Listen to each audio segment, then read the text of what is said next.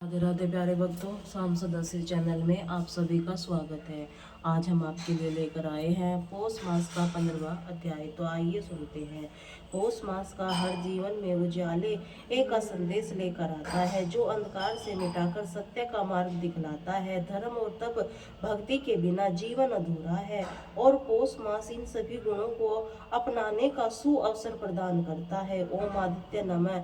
हरे कृष्णा। आज पौष मास के 15वें दिन पूरे भक्ति भाव के साथ हम सब मिलकर आज की इस दिव्य कथा का श्रवण करें, अपने जीवन को प्रकाशन बनाएं। श्री नारायण बोले, हे नारद, इसी प्रकार एक दंत गणेश्वर का उपाख्यान मैंने तुमसे कह दिया है, अब और क्या सुनना चाहते हो वो भी बताओ। तब नारद जी ने निवेदन किया, हे प्रभु, यह तो आपने अत्यंत अनुपम कथा कही है। श्री गणेश्वर ने ऐसे गोपनीय चरित्र के कथन में आप ही समर्थ हैं। हे नाथ, अपनी अनेक चरित्र श्रवण से मेरा मन भरा नहीं है, इसलिए आप और कोई चरित्र मुझसे संबंधित है तो कहने की कृपा कीजिए। भगवान नारायण बोले, धन्य हो नारद जी, तुम्हारा मन गणपति पवित्र कथाओं से लगा हुआ है। तुम्हारा आग्रह, मैं तो उनकी पावन कथा अवश्य ही कहूँगा। देवर्षि, अब आपको गणेश जी का एक अन्य उपाख्यान सुनाता हूँ, जो कि ब्रह्म कल्प से घटित हुआ है। वह बाल गणेश्वर की गंगा जी की पावन तट पर तपस्या कर रहे थे। उनके धर्म उन्नत नेत्र थे, मन भावन में लगा हुआ था। वे सदैव उनकी ही चरण कमलों का ध्यान किया करते थे। उस समय वे रतन जट सिंहासन पर विराजमान थे। समस्त अंगों को चंदन लगा हुआ, गले में पारिजात पुष्पों की माला तथा स्वर्ण मणि रत्नों को अनेक हार पड़े हुए थे। कमर में अत्यंत कोमल रेशम का पीतांबर लिपटा हुआ था। भुजाओं में स्वर्ण भरण, मस्तक पर दंभ पमान मुकुट, कानों में कुंडल सुशोभित था। उनका मुख मंडल करोड़ों सूर्य की आभा हो की लज्जा से दमक रहा था। उसकी सुंदर कांड, सूंड और विविध मन श्वेत दंत भी अद्भुत शोभा के कारण इसी प्रकार अद्भुत एवं दिव्य सौंदर्य अवतार गणेश जी के कुछ योग झपकी लेते थे। कुछ कुछ जागते हुए अत्यंत सौभाग्यमान लग रहे थे। इसी अवसर पर धर्मात्मा की नव योगा कन्या तुलसी देवी श्री हरि का स्मरण करती विभिन्न तीर्थों में भ्रमण करने से निकली हुई थी। विभिन्न स्थानों पर होते हुए गंगा जी तट पर जा पहुंचे, जहां पार्वती आनंद एक दंत भगवान श्री कृष्ण के चरणों में ध्यान लगाए हुए बैठे थे। तुलसी जी ने उमा सुमन को देखा, कुछ मोहित सी हो गई। उसने सोचा कि अद्भुत और अलौकिक रूप है। गिरिजा नंदन इसके वार्तालाप करके विचार जानने चाहिए। संभव है इसके द्वारा जाने वाली उपासना कुछ इस प्रकार की हो कि जो मेरा प्रयोजन है। ऐसा विचार करके तुलसी जी ने उनके समीप जाकर कहा, हे गजानन सुवर्ण एक दंत घटोत, मुझे यह तो बतलाओ कि संसार भर में समस्त आश्चर्य एकमात्र तुम्हारे ही विग्रह में किया इसी प्रकार एकत्रित होकर क्या इसके लिए तुम्हें कोई तपस्या की है? अगर की है तो किस देवता की है? गणेश्वर तुलसी जी को देखकर कुछ अचानक आए। सोचा कि यह कौन है, मेरे पास आने का क्या प्रयोजन है? इसका कोई समाधान नहीं निकला। कहने लगे, व्रत से मैं पहले मैं तुम्हें यहाँ कभी नहीं देखा, इसीलिए तुम कौन हो और किस कारण से आई हो? मेरी वार्तालाप से विघ्न डालने का क्या कारण है? तुलसी बोली, हे गणेश्वर, मैं धर्मपुत्र की कन्या तुलसी हूँ, आपके यहाँ तपस्या करते देखकर उपस्थित हो गई हूँ। सुनते ही पार्वती नंदन ने कहा, माता, तपस्या के विधन कभी नहीं डालना चाहिए, इसके स्वर से कल्याण ही होता है। मंगलमय भगवान तुम्हारा कल्याण करे, अब तुम यहाँ से चली जाओ। अब तुलसी जी ने सोचा कि उन्होंने तो मुझे यहाँ से जाने के लिए कह दिया है, अपने मन की बात मैं तुम्हें कैसे समझाऊंगा? फिर आखिरकार उन्होंने अपनी व्यथा कह डाली। कहने लगी, पार्वती तनय मेरी बात सुनो, मैं मोनानुकूल वर को खोज कर ही इसी समय तीर्थटन कर रही हूँ। अनेकों वर मैंने देखे, किंतु मुझे आप पसंद आए हो, इसलिए आप मुझे अपनी पत्नी के रूप में स्वीकार करते हैं, मेरे साथ विवाह कर लो। सुनने से गणेश्वर बोले, माता, विवाह कर लेना जितना सरल है उतना ही कठिन उसके दायित्व का निर्वाह करना है, इसीलिए तो विवाह दुख का कारण होता है, इससे सुख की प्राप्ति कभी नहीं होती। विवाह के काम वासना की प्रसन्नता रहती है, जो कि तत्व ज्ञान का उछल करने वाला, समस्त शयन को उत्पन्न करने वाली। मैंने तुम्हें माता कहा, इसीलिए मेरी ओर से तुम अपना मन हटा लो। अगर तुम ठीक प्रकार से खोजोगी तो मुझसे अच्छे वर तुम्हें अनेकों मिल जाएंगे। यह सुनकर तुलसी जी बोली, एकदम मैं तो तुम्हें ही अपने मनोनुकूल देखती हूँ, इसीलिए मेरी याचना को ठुकरा कर निराश करने का प्रयास मत करो, मेरी प्रार्थना स्वीकार कर लो। प्रभु गणेश जी कहने लगे, परंतु मुझे तो विवाह करना ही नहीं है, फिर मैं तुम्हारा प्रस्ताव कैसे स्वीकार कर लूं?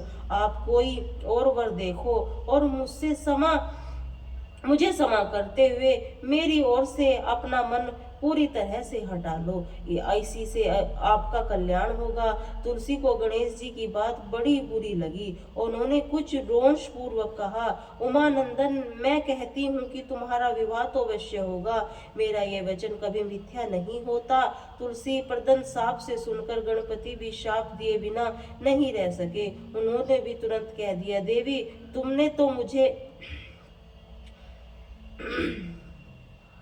व्यर्थ ही श्राप दे डाला है, इसीलिए मैं भी कहता हूँ कि तुम्हें जो भी पति प्राप्त होगा वह असुर होगा, और उसके बाद महापुरुष के शाप से वंश तुम्हें वृक्ष होना पड़ेगा। यह सुनते ही तुलसी जी भयभीत हो गई। उन्होंने गणेश्वर की स्तुति करते हुए शुरू कर दी, कहने लगी, हे गजराज एक दंत है, रम मुझ पर कृपा कीजिए, मेरे अपराध को क्षमा करने दया दृष्टि से देखिए। प्रभु आप तो अभी विघ्नों का नाश करने वाले हैं, मुझे तो जिन विघ्नों की प्राप्ति होने का शाप आपने दिया है उसका निवारण तो केवल आप ही कर सकते हैं। दुख नाशक मेरे दुखों को दूर कर दीजिए। तुलसी जी का विनय सुनकर गणेश्वर प्रसन्न हो गए। उन्होंने फिर उसे आश्वासन दिया, हे देवी आप समस्त और भवतु के सार भूता बनोगी। कलाश में भगवान श्री नारायण के प्रिय बनने का सौभाग्य भी तुम्हें ही प्राप्त होगा। यद्यपि समस्त देवता तुम पर प्रसन्न रहे होंगे, फिर भी भगवान श्री हरि तुम्हारे प्रति विशेष प्रीति रहेगी। न तो लोग मनुष्यों को तुम्हारे माध्यम से भगवान श्री कृष्ण की भक्ति करने पर उन्हें धाम की फिर मोक्ष की प्राप्ति होगी, किंतु मेरे द्वारा तुम सदैव त्याज से ही रहोगी। गणपति ऐसा वर प्राप्त करके तुलसी जी अपने अत्यंत स्थान को चली गई। उधर गणेश जी वहां पर बद्रीनाथ के समीप तत्पश्चात करने के चलते हुए तुलसी जी ने फिर स्वर्ग की प्राप्ति के लिए इसके लिए बताते हुए, कृपा कीजिए। श्री नारायण जी बोले, हे कदरांतर तुलसी वंदन दवादन रांग शंखचूर्ण की भारिया बनी। शंखचूर्ण पूर्व जन्म से भगवान कृष्ण का परमा सुदामा था, जो राधा के शाप वंश ससुर योनि को प्राप्त हुआ। वह शंकर चरणमार्ग भगवान के कलाश वृक्ष भाव को प्राप्त होते हुए श्री हरि की परम प्रिया हुई। यही कारण है कि श्री गणपति जी की पूजा तुलसी की सर्वप्रथम पूजा प्राप्ति का अधिकारी है। किसी भी देवता पूजा करने से ही विशेष बुद्धि मोह प्राप्त हो रही है। ब्रह्म की पार्ता पालन भगवान नारायण संहार और पूजा का विधान नहीं माना, जबकि निर्देश सबसे बड़े देवता माने जाते हैं। श्री नारायण कहने लगे, देव ऋषि यह भी एक रहस्य को देखो, अधिकार मानने से नहीं मिलता, इसके लिए योग्यता होनी चाहिए। संसार में अनेकों देवी देवता पूजे जाते हैं, पहले तो जिसका इष्ट देव होता है वह उसी की पूजा किया करता है। इससे बड़े देवताओं का महत्व कभी आने की आकांक्षा उत्पन्न हो गई हो, इसी कारण देवताओं के परस्पर विवाद होने लगा। उसका निर्णय करने के लिए शिव के पास पहुंचे प्रमाण आन करने पूछने लगे, प्रभु इन सब के प्रथम पूजा का अधिकारी कौन है? देवताओं की बात सुनकर शिव जी सोचने लगे, किसे प्रथम पूजा का अधिकारी माने। तभी उन्हें एक उपाय सूझा। कहने लगे, देवगण इसका निपटारा बताओ।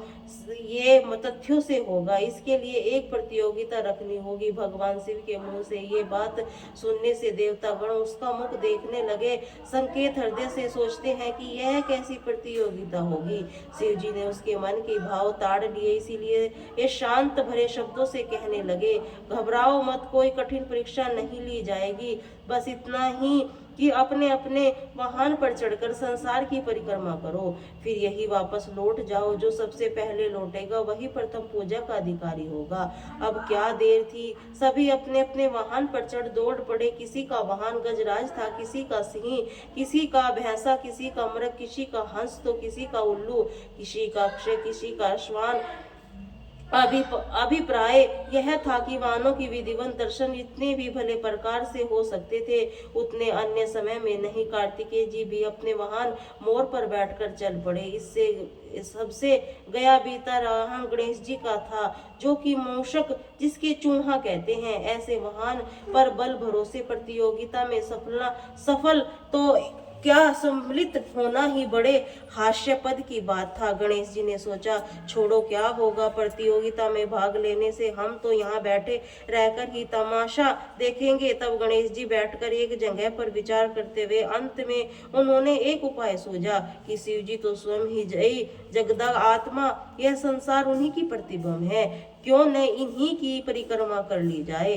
तब परिक्रमा करने से ही संसार की परिक्रमा हो जाएगी। ऐसा विधान उन्होंने मूषक पर चढ़कर शिव जी की परिक्रमा कर ली। अपने सामने जा पहुंचे शिव जी ने कहा, तुम्हें परिक्रमा पूर्ण कर ली तो तुम उन्होंने कहा, जी कर ली। अब शिव जी सोचने लगे कि इसे तो मैंने यहीं पर घूमते हुए देखा था, फिर भला यह गणपति परिक्रमा कैसे कराया।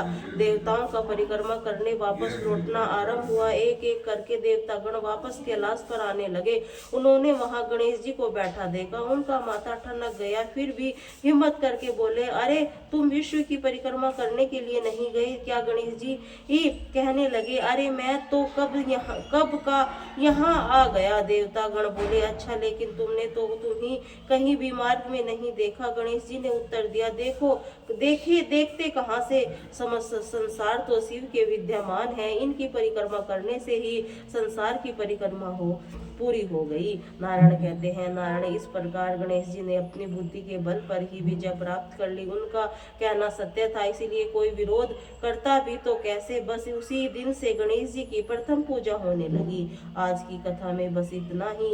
इसके आगे का वृत्तांत आप अगले अध्याय में जरूर सुनिए। श्री रवि हरत को घोरतम अंगणित किरण पसारी वंदन, करु चंदन अर्घ देहु जलधारी, सकल सृष्टि स्वामी हो सच राव के नाथ, निस्दिन होते तुमसे होवत संध्या प्रभात। जय भगवान सरदमहारी, जय खरगेन दिन कर शुभकारी, तुम हो सृष्टि के नेत्र, स्वरूपा त्रिगुणधारी, त्रिनेत्र स्वरूपा तुम हो कर्ता पालक, संगार भुवन चतुर्दश के संचालक, सुंदर बंदन चतुर्भारी, रश्मरति तुम गगन बिहारी, शंकर चक्र अरु श्वेत कमलधर, मुद्रा शोभत चीटे, सिर मुकुट कुंडल माला, चार तिलक पर भाला, विशाल शपथ अशुरर अर विद्रहारी, अरुण सारथी गति हरारी, रक्त वंदन आभूषण धारक, अपिव्रत होए लाल पदारक, सर्वोत्तम तुम्हें ऋषि वेदा, मित्र कहे तुमसे वेदा, पंचदेवी पूजे जाते, मन वांछित फल साधक पाते, द्वादश नाम जपे उद्धारक, रोग शोक अरु कष्ट निवारक, मां कुंती तब ध्यान लगायो, दानवीर